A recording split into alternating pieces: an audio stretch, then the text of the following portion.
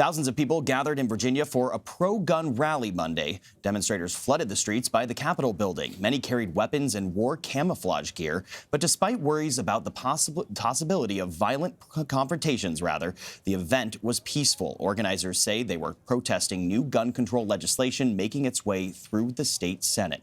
The bills include limiting handgun purchases and requiring universal background checks. Jeff Pegues reports from Richmond. 22,000 gun rights supporters came out today, many armed to the teeth, some dressed in fatigues. Others had handguns on their hips.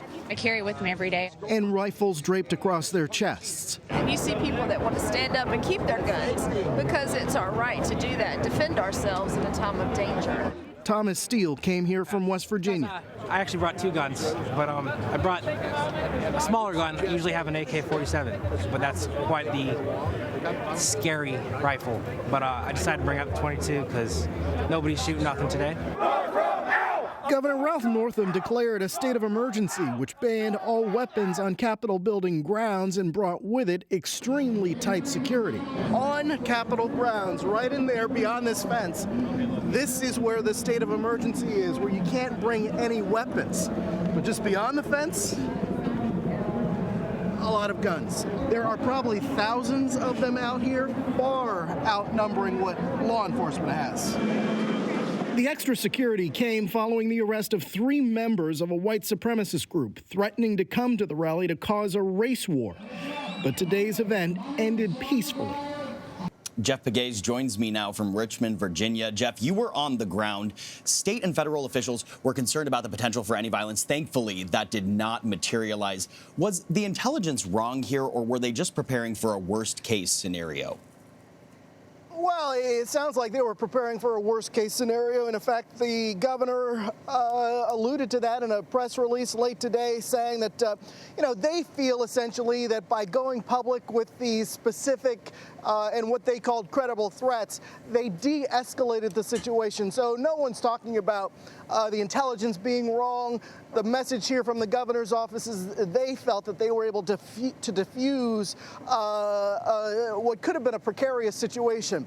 What we heard leading up to this event, that they were concerned that there was going to be another Charlottesville here. Remember what happened during the Unite the Right rally in 2017. And so they did not want to see a repeat of what happened there. And so they feel like they were being cautious here by going public with some of these potential threats. And they think in this situation it worked. Well, some of the visuals coming out of today, we saw lots of weapons, we saw flags. In your package, you mentioned several white supremacists were arrested leading up to the protest. But were you able to identify any neo-Nazis or white nationalists when you were out there today?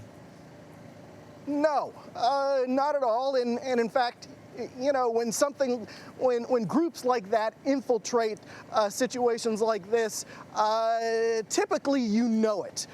They do make themselves public. But in this case, this wasn't the crowd for that. And we heard people who came here to demonstrate peacefully.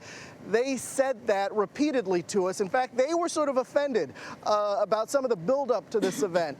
They were offended that those who are white supremacists were being associated with this gun rights rally. And so what we saw today were people who, yes, they were heavily armed. They were clearly trying to send a message, but we did not see anyone who professed to be a white supremacist. Now, I want to peel back the layers here and get to the very reason that people were even showing up today. You spoke with some of the protesters. What are their biggest concerns with gun control legislation?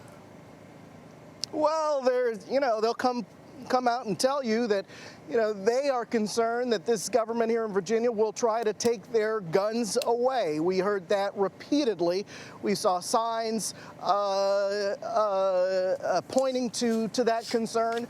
What has happened here in the state of Virginia is that this is now a democratically controlled state, and you have state government pushing through changes to gun laws here, and that's why you had this turnout here. 22,000 people in the city of Richmond for this event. They made their point well known not only by how they were dressed and the guns and that they brought with them here, but they also had signs backing up their point that they are concerned by some of the steps that this now democratically controlled legislature has taken. Yeah, certainly thousands of people showing up today in full force. But one question I had when I was watching all of this today was, what happened to the gun control advocates? They had a counter protest planned, correct? They did. We heard about that leading up to today. They wanted to plan this counter protest, and we've seen that in the past. But given the concerns about violence, in the end, they decided to call it off because they didn't want to have any sort of confrontation. So what we saw today was, there was this tension in the air leading up to this event. A lot of concern about the potential for violence. But in the wake of what happened out here today, there is this sense of relief that it was a peaceful rally. Yeah, a sense of relief indeed. And finally, moving forward, what are the next steps for Virginia lawmakers? Well, I would not be surprised if we see more rallies, maybe not with the numbers that we saw today. But as I mentioned, this is a state now that is in full Democratic Party control.